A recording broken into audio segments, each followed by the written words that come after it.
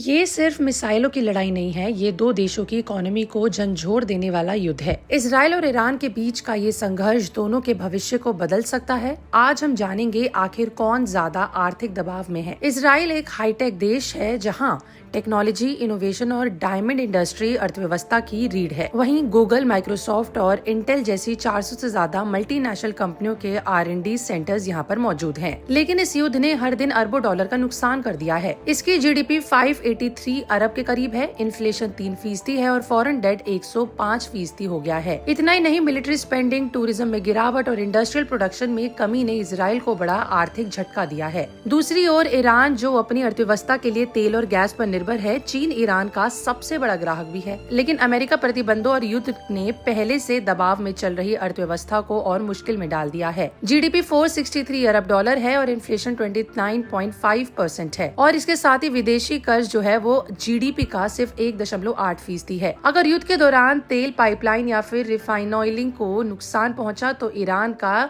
Revenue 40% तक गिर सकता है। तो आखिर कौन ज्यादा दबाव में है? देखिए, शॉर्ट टर्म में इजराइल, उसके हर दिन बढ़ते सैन्य खर्च और टूरिज्म पर असर से GDP पर सीधा प्रभाव पड़ेगा। लेकिन लॉन्ग टर्म में ईरान है। अगर तेल इंफ्रास्ट्रक्चर को नुकसान हुआ तो उसकी अर्थव्यवस्था को संभालना मुश्किल हो जाएगा। इजराइल और ईरान दोनों ही इस युद्ध में अपनी आर्थिक स्थिरता खो सकते हैं। इजराइल जहां शॉर्ट टर्म में लड़खड़ा सकता है, वहीं ईरान के लिए लॉन्ग टर्म में ये युद्ध कंगाली का कारण बन सकता है। देखिए, ये सिर्फ दो देशों की कहानी नहीं, इस युद्ध का असर पूरे पश्चिम एशिया की अर्थव्यवस्था पर पड़ सकता है। तो क्या ये संघर्ष किसी के लिए फायदे का सौदा हो सकता है? जवाब है नहीं। तो क्या इजराइल और ईरान के लिए इस युद्ध को रोकना संभव है?